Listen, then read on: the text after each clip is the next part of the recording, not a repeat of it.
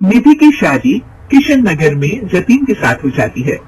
उसकी दो सास थी, एक तो उसकी सास और एक उसकी दादी सास। निधि स्वभाव में बड़ी ही चंचल स्वभाव की थी और ये बात उसकी सास को बिल्कुल पसंद नहीं। एक दिन निधि हेडफोन लगाकर गाने सुन रही होती है और नाच रही होती है, तभी उसकी सास वहाँ आ जाती है।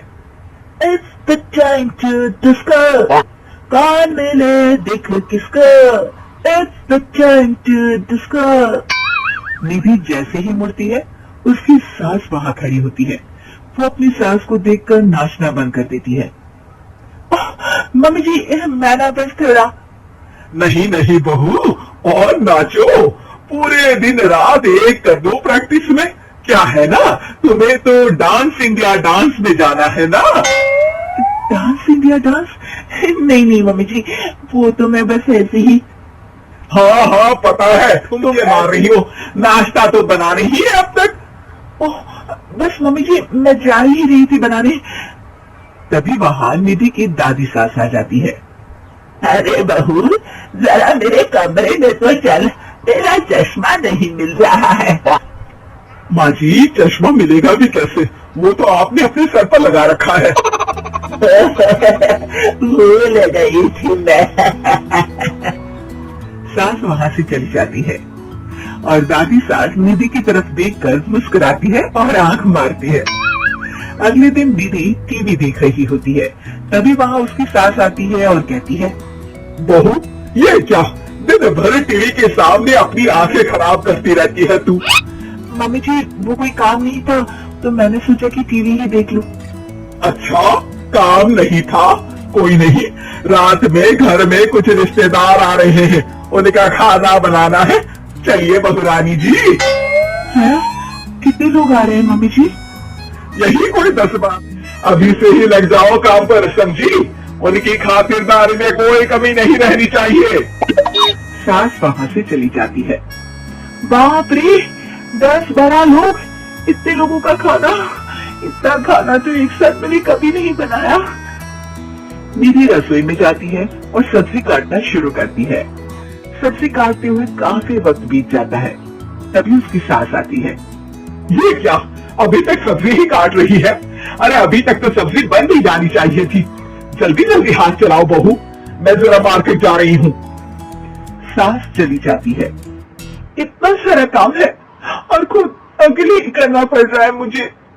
निधि सब्जी काटने के बाद आटा गूंदना शुरू करती है तो देखते हैं कि आटा खत्म हो गया है। आटे की पैकेट ऊपर वाले स्लैब में रखे हैं। ओहो, एक काम और बढ़ गया।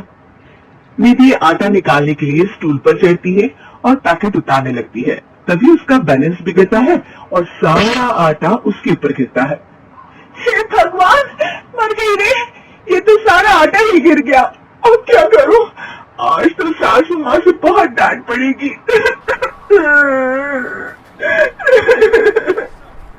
तभी उसकी दादी सास को रोने की आवाज आती है और वो रसोई की तरफ आ जाती है। देखती है कि निधि आटे में लत-पत जमीन पर बैठी है और पूरा आटा रसोई में बिखरा हुआ है। अरे बहू, ये क्या हालत बना रखी है तूने अपनी? मेहमानों के आने का वक्त हो गया है और रसोई की ऐसी हालत है। दादी सासू माँ, आज तो मुझे मम्मी जी घर से ही निकाल देंगे।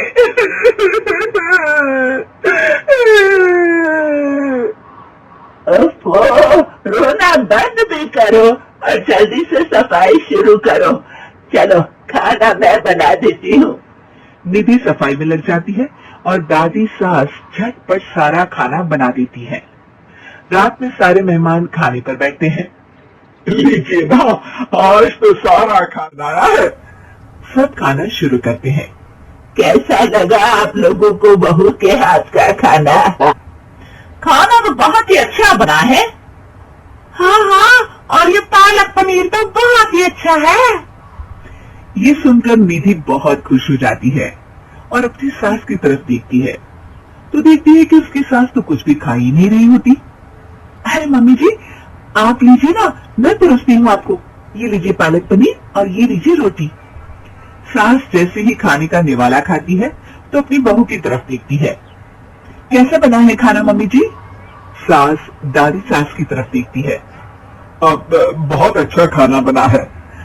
दादी सास समझ जाती है कि उसकी बहू को पता चल गया है कि खाना उन्होंने बनाया है, और निधि ये सोचकर घबरा रही होती है कि अब उसकी सास उसका क्या हाल करेगी।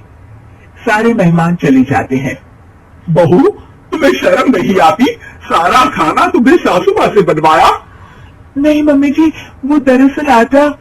तभी दादी सास वहां आ जाती है और निधि की बात काटते हुए कहती है, अरे बहू, मेरी थोड़ी सी तबीयत ठीक नहीं लग रही, तू जरा डॉक्टर को तो बुला दे। क्या हो गया आपको? चलिए कमरे में आइए आप। सास निधि की दादी सास को अंदर लेकर जाती है और दादी सास एक बार फिर से निधि की तरफ देखकर मुस्कुराती है। दादी सास ने मुझे फिर से बचा लिया।